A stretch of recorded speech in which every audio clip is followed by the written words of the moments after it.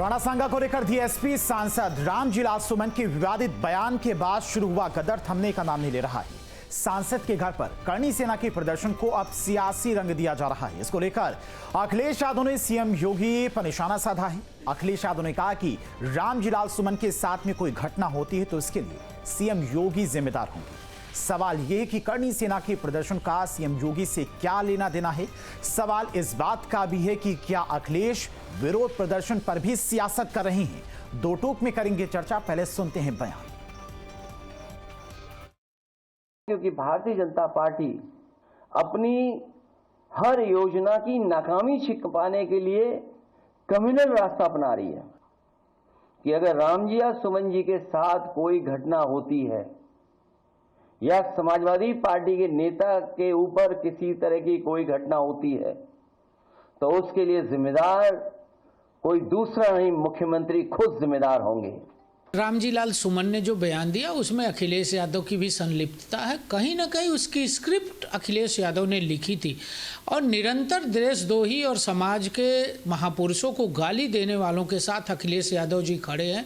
अखिलेश यादव जी एक बार भी निंदा नहीं कर रहे हैं। मैं तो कहूँगा कि जितना दोष रामजीलाल सुमन का है उतना ही दोष अखिलेश यादव का है। कहीं ना कहीं इस घटना के जिम्मेदार अखिलेश यादव स्वयं हैं।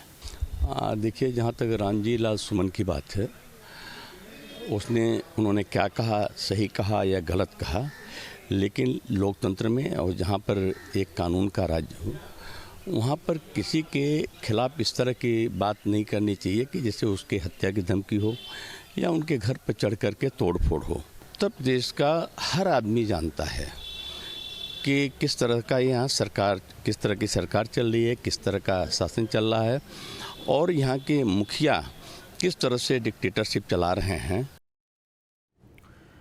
और आज की बहस के उस सवाल पर एक बार नजर डाले थे। राणा संघा पर फिर अखिलेश, सुमन के बचाव में आए अखिलेश। सुमन के घर करणी सेना का बवाल, सीएम योगी पर क्यों उठ रहे सवाल। सीएम योगी को घेरने का खेल, तुष्टीकरण की मंशा फिर होगी फेल। देश के नायक हमारी विरासत, जातीय गोलबंदी की हो रही है सियासत। इन्हीं सवालों के साथ में चलिए चर्चा की शुरुआत करते हैं। हमारे साथ में आलोक वत्स, नेता बीजेपी, अखिलेश कटियार, प्रवक्ता समाजवादी पार्टी और विजय कौशिक, नेता कांग्रेस हमारे साथ जुड़ गए। इसके अलावा विजय उपाध्याय, वरिष्ठ पत्रकार, ये भी आगे हमारे साथ जुड़ेंगे। सबसे पहला सवाल आलोक वत्स जी आपसे, क्योंकि आज अखिलेश यादव की जो प्रेस कॉन्फ्रेंस हुई है आपने भी वो सुनी होगी। जिस तरह से रामजीलाल सुमन ने बयान दिया और उसके बाद कई जगहों पर विरोध प्रदर्शन देखने को मिला, करणी सेना का प्रदर्शन देखने को मिला। अब अखिलेश यादव की तरफ से आज कहा गया कि अगर रामजीलाल सुमन के साथ में कोई घटना घटती है तो उसके जिम्मेदार सीधे सीधे उत्तर प्रदेश के मुख्यमंत्री सीएम योगी होंगे।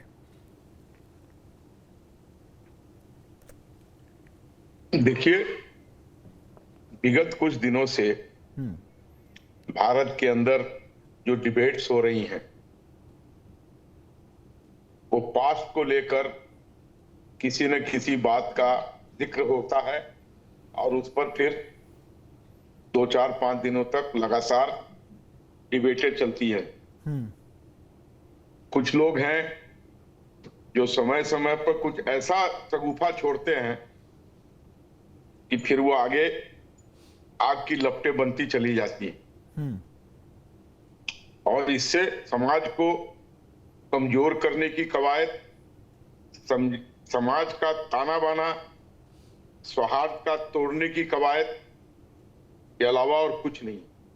और अपने अपने वोट बैंक को किसी भी तरीके से सुनिश्चित करने की प्रक्रिया में लिप्त हो रहे हैं लोग। देश जाए भाड़ में, समाज जाए भाड़ में।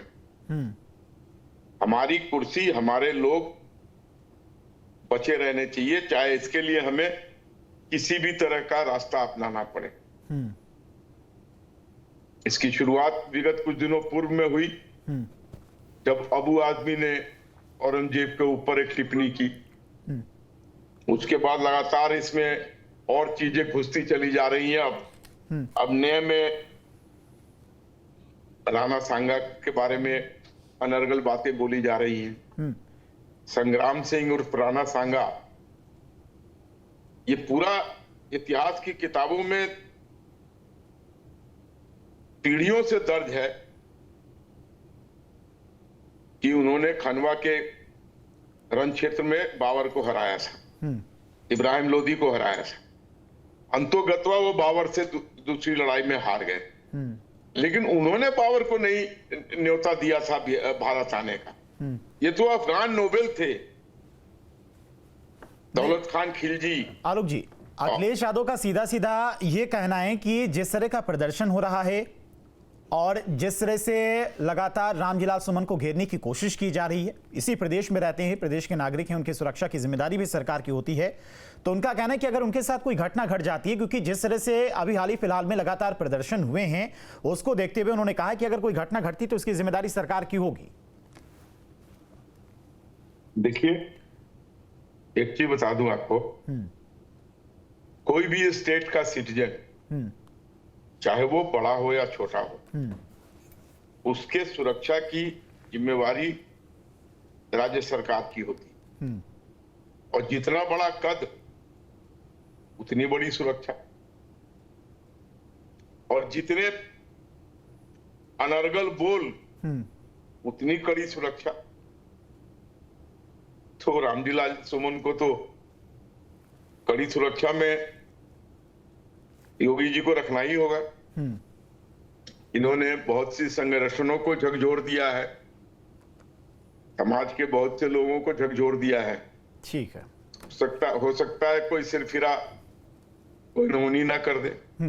ठीक है। अखिलेश कटियार जी, अखिलेश यादव को लगता है कि अप्रिय घटना हो सकती है रामजीलाल सुमन के साथ में, तो इस तरह का बयान रामजीलाल सुमन की तरफ से क्यों दिया गया, जिससे लोगों की जनभावनाएं जुड़ी हुई हैं? कुछ लोग राणा सांगो को भगवान की तरह पूजते हैं, अपने पूर्वज उनको मानते हैं, तो लोगों की भावनाएं जुड़ी हैं। अगर भावनाएं लोगों की खराब हुई थी, उनके बयान से लोगों में गुस्सा था, आक्रोश था, एक बार माफी मांग लेते। धीरेन्द्र अवस्थी जी, मैं न्यूज स्टेट के सभी श्रोताओं को प्रणाम करता हूं, और भारतीय जनता पार्टी के प्रवक्ता जो भट्ट साहब है, उन्होंने बातें जो रखी कि अनर्गल बोलना, भाई आप अवस्थी साहब बिल्कुल अच्छे से समझते हैं, आप बहुत वरिष्ठ पत्रकार हैं। ये बयान सदन में दिया गया है, और अगर सदन में कोई बयान दिया जाता है तो उस पर कार्रवाई करने का अधिकार सदन को होता है। आपकी सरकार है, आपके सारा तंत्र है, आप स्वतंत्र हैं। अगर आपको ये बात गलत लगती है तो आप सदन में कार्रवाई कर सकते हैं। सदन के उपसभापति है और बाकी जो संस्था के जो बाकी सीनियर हैं। आप गुंडागर्दी करते हुए घर पे जाके हजारों की संख्या पे लोग चढ़े, क्या ये सरकार है? ये यहां पे यही लॉ एंड ऑर्डर है? क्या लोकतंत्र में कहने और सहने की मर्यादा खत्म हो गई है? और भट्ट साहब ने जो बड़ी गंभीरता से बात कही, अनर्गल करना, भाई इसी संसद में रमेश बिधूड़ी जी जो सांसद थे नई दिल्ली से, उनके बयान सुने आपने? पूरा देश आहत हुआ। उत्तर प्रदेश सरकार के मुख्यमंत्री माननीय योगी आदित्यनाथ साहब कहते हैं कि सुअर है, गिद्ध है, ये है, वो है। ये क्या संवैधानिक शब्द है? क्या ये पार्लियामेंट्री लैंग्वेज है? और अगर अभिव्यक्ति की आजादी के खिलाफ, देखिए अखिलेश जी, अगर आप कंपेयर करें, अगर सामने वाला खराब है तो आप भी खराब हो जाएंगे। नहीं, एक सांसद की अपनी गरिमा होती, क्या बोलना क्या नहीं बोलना, जिससे लोगों की भावनाएं आहत ना हो। इस गरिमा का ख्याल तो एक सांसद, एक नेता, एक जनप्रतिनिधि को होता ही है कि किसी राजा महाराजा या फिर किसी इतिहास में अगर वो जा रहे हैं, तथ्यों के साथ वो चीजें सामने रखें, लोगों की भावनाएं अगर जुड़ी हैं तो उन विषयों पर ना जाएं। हमारे जो नेता है माननीय अखिलेश यादव जी ने उस पर बहुत स्पष्ट बयान दिया है, और इतिहास में बहुत सारी ऐसी भूल धीरेन्द्र जी हुई है। हमारे महाराज छत्रपति शिवाजी महाराज का भी राज तिलक पैर के अंगूठे से काशी के ब्राह्मणों ने किया था, वो भी एक इस देश में कृषक किसानों का अपमान था। हम नहीं कहते कि उस पर कोई माफी मांगे। यहाँ पे एकलव्य का चाहे अंगूठा काटा गया हो, चाहे शंभू की गर्दन काटी गई हो, यहाँ पे तो बहुत सारे ऐसे मामले हुए। लेकिन अब तो लोकतंत्र है। यहाँ पे पुष्यमित्र शुंग ने हजारों बुद्धिस्टों की गर्दन काटी, हम उधर जाके बात नहीं करना चाहते। हम तो ये जानते हैं कि कानून की सरकार है धीरज जी, यहाँ पे व्यवस्थाएं सही चले और सरकार सबकी सुरक्षा सुनिश्चित करे, और अगर वो करने में असफल है तो योगी जी सरकार चलाना छोड़ दे।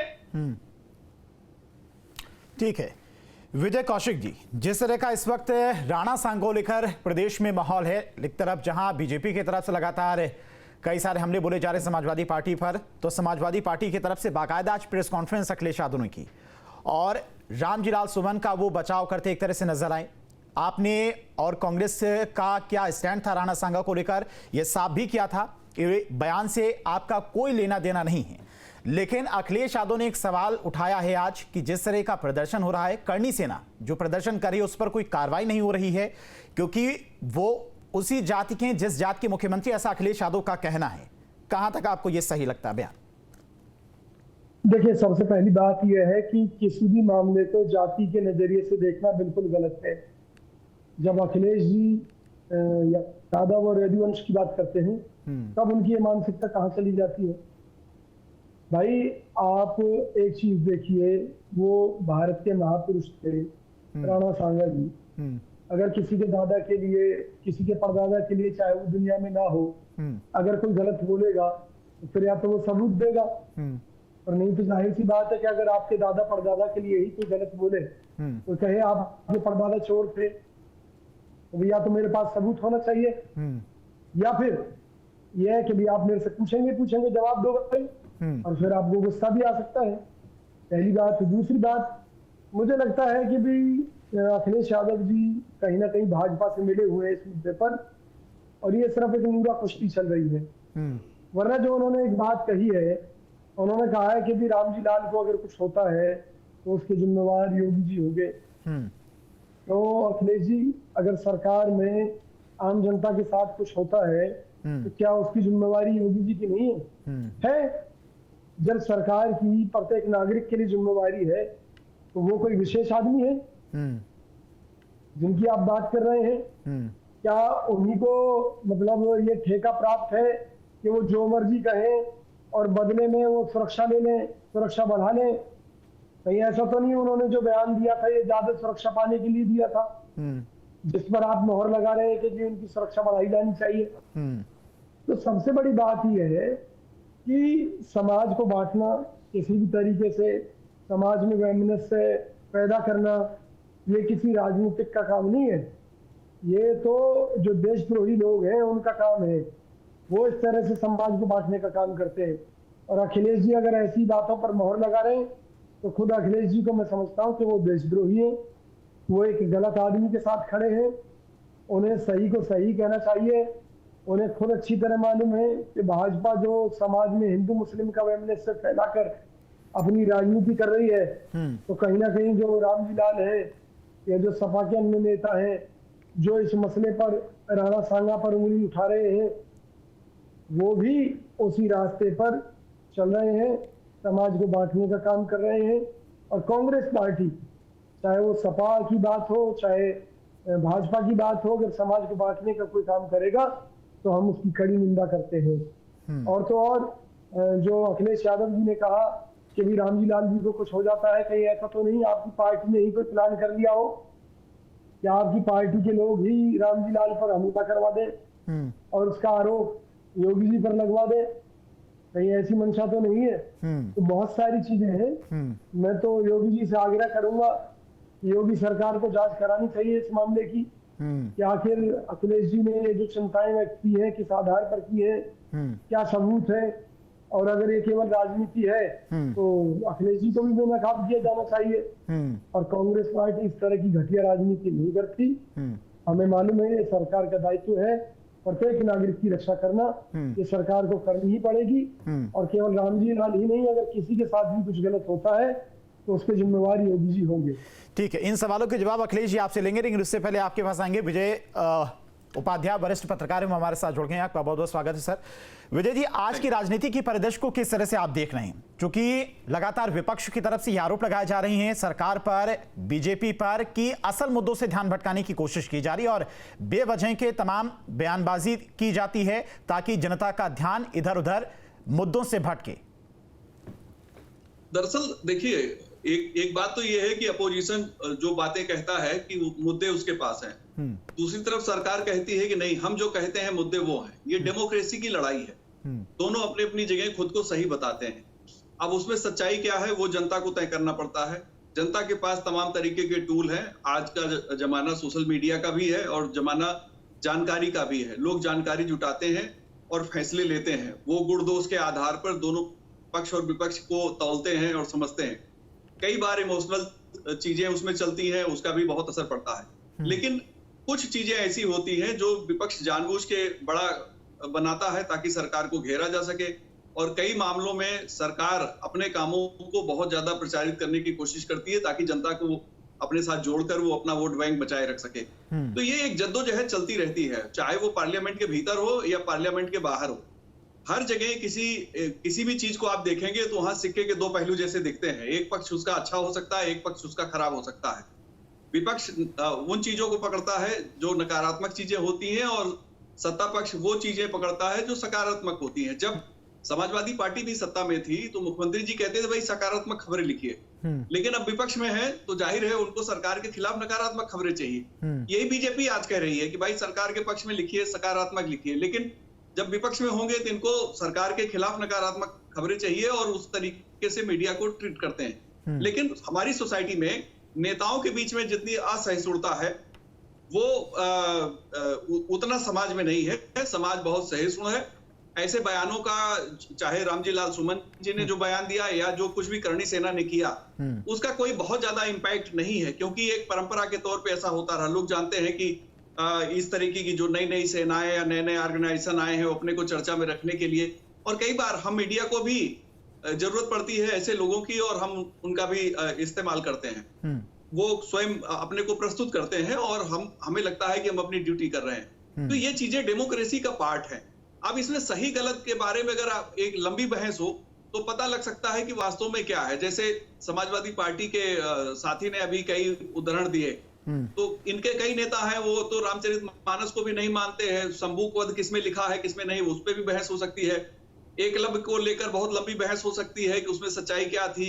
महाभारत में जो लिखा गया है उसका ट्रांसलेशन क्या है और सच्चाई उसमें क्या है। महाभारत को भी माना जाता है कि जब वो कलेक्शन हुआ तो बहुत सी चीजें उसमें जोड़ दी गई। तो समय काल परिस्थितियां फर्क डालती रहती हैं और उसको मौजूदा संदर्भ में नेता उसे अपने तरीके से इस्तेमाल करते हैं।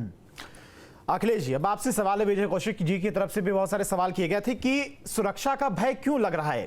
प्रदेश है, प्रदेश की सुरक्षा की जिम्मेदारी प्रदेश सरकार पर है। हर एक नागरिक की सुरक्षा की जिम्मेदारी प्रदेश सरकार पर है। किसी के साथ भी कोई अप्रिय घटना होती है, चाहे वो कोई बड़ा नेता हो या फिर आम आदमी हो, किसी के साथ कोई अप्रिय घटना होती है तो पुलिस उसमें कार्रवाई करती है। करणी सेना जब वहां पर हंगामा कर रही थी रामजी लाल सुमन के घर पर, तो वहां पर पुलिस फोर्स भी काफी संख्या में मौजूद थी। तो ये भय क्यों? और जैसा कि विजय कौशिक जी भी कह रहे थे कि कहीं सुरक्षा अपनी बढ़वाने के लिए तो इस तरह की बातें नहीं कही जा रही। ये बहुत वरिष्ठ नेता है, समाजवादी पार्टी के बहुत विद्वान साथी है वो, और दो तीन बातें कौशिक जी के साथ निकल के आई।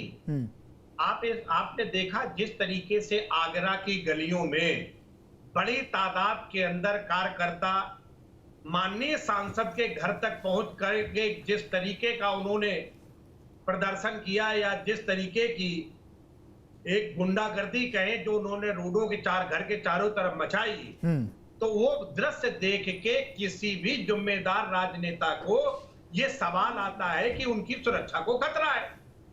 अब आप आ जाते हैं नियत पे। हालांकि हम इंडिया अलायंस के गठबंधन है, हम बहुत सवाल नहीं करना चाहते, लेकिन अगर आज दिल्ली के अंदर भारतीय जनता पार्टी की सरकार है तो उसके बुनियाद में कहीं ना कहीं कांग्रेस का मामला है। हरियाणा के अंदर आज सरकार का बीजेपी की बनी, अगर अपोजिशन के दलों को साथ खड़ा करके ये चुनाव लड़ते तो आज हरियाणा में भी भारतीय जनता पार्टी की सरकार नहीं होती। धीरेन्द्र जी, अगर देश में इंडिया गठबंधन जितने बड़े पैमाने पे खड़ा हुआ था उन दलों को ठीक से संजो के रखते तो आज केंद्र में भारतीय जनता पार्टी नहीं होती। और ये अखिलेश जी, ये आप लोगों का निजी मामला है। देखिए, आप गठबंधन आपको कैसे चलाना है ये आप दोनों का निजी मामला है, लेकिन यहां पर जो अखिलेश यादव सवाल उठा रहे हैं, वो समय भी प्रदेश में एक समय था जब सपा की सरकार थी, बड़े बड़े माफिया थे, लोग डरते थे, प्रदेश के लोग डरते थे और पुलिस अधिकारी डरते थे, तब तो अखिलेश यादव की तरफ से इस तरह से बातें नहीं की जाती थी कि अगर किसी के ऊपर या किसी के साथ अप्रिय घटना हो जाएगी तो उसकी जिम्मेदारी सरकार लेगी। धीरेन्द्र जी, मैंने सिर्फ ये बात इसलिए बताई क्योंकि कौशिक साहब ने जो आरोप लगाया कि मिली जुली राजनीति है, इस देश में बड़े बुद्धिमान, बड़े चिंतकों ने कई बार कहा है कि भारतीय जनता पार्टी और कांग्रेस एक ही सिक्के के दो पहलू हैं। एक बार, और दूसरा जो आपने आरोप लगाया अवस्थी जी, आप उत्तर प्रदेश के अपराध के सूचकांक निकाल के देख ले तो ये आपको जानकारी मिल जाएगी कि अपराध हमारे सरकार में ज्यादा थे या भारतीय जनता पार्टी। 142 अरब की अवैध संपत्तियां जब्त की गई। कोई माफिया गुंडा एक दिन में पैदा नहीं हो जाता है, कभी न कभी किसी न किसी सरकार की तरफ से उसे शरण दी गई थी, तभी तो आज माफिया वो इतना बड़ा माफिया बन गया और अवैध प्रॉपर्टियों पर कब्जा करके बैठे थे। इतने बड़े माफियाओं के ऊपर कार्रवाई हुई है, रोज एनकाउंटर हो रहे हैं। ये माफिया और बदमाश एक दिन में तो पैदा नहीं हो गए। अवस्थी जी, आपने जब जमीन की बात की, वक्त के जमीन की, तो उत्तर प्रदेश के अयोध्या में जो डिफेंस की लैंड थी वो श्री रविशंकर अडानी और बाबा रामदेव को दे दी आपने। तो वक्त के पीछे का खेल जमीनों का खेल है, उसको अपराध से जोड़ के नहीं देखना चाहिए हमें। और पिछले 12 साल से दिल्ली में मोदी जी की सरकार है, 7 साल से योगी जी की सरकार है और आपसे अपराध खत्म ही नहीं हो रहा है। तो ये कौन सा सवाल है भाई? ठीक है आलोक बस जी, करणी सेना का जिस तरह से प्रदर्शन हुआ, अखिलेश यादव का कहना था कि इस तरह का प्रदर्शन नहीं होना चाहिए था, तोड़फोड़ नहीं होनी चाहिए थी। ऐसे लोगों पर कार्रवाई प्रदेश सरकार की तरफ से क्यों नहीं की जाती है? क्यों अखिलेश यादव आरोप लगा रहे कि मुख्यमंत्री उन्हीं की जाति के हैं इसीलिए उनके ऊपर कार्रवाई नहीं हो रही है? सब हो ही नहीं सकता। आलोक जी एक बार जरा अवस्थी जी फिर से रिपीट कर दीजिए। आलोक जी, ये अखिलेश यादव की तरफ से आरोप क्यों लगाए जा रहे कि जिस तरह का प्रदर्शन रामजीलाल सुमन के घर पर करणी सेना के द्वारा किया गया, कई जगहों पर तोड़फोड़ भी हुई, पुलिस से भी झड़प हुई, ऐसे लोगों पर सरकार की तरफ से क्यों कार्रवाई नहीं की जाती है? देखिए, योगी जी के सरकार में कानून अपना काम ईमानदारी से करता है, सख्ती से करता है। अगर इन लोगों ने इस तरीके की कोई तोड़फोड़ या कोई इस तरीके की वारदात की होगी तो इन पर अवश्य कार्रवाई होगी, इसमें कहीं कोई कोताही नहीं बरती जाएगी। हो सकता है कार्रवाई हो भी चुकी हो। ठीक है, हम किसी ऐसे एलिमेंट के सपोर्ट में नहीं खड़े हैं, कहीं से भी नहीं।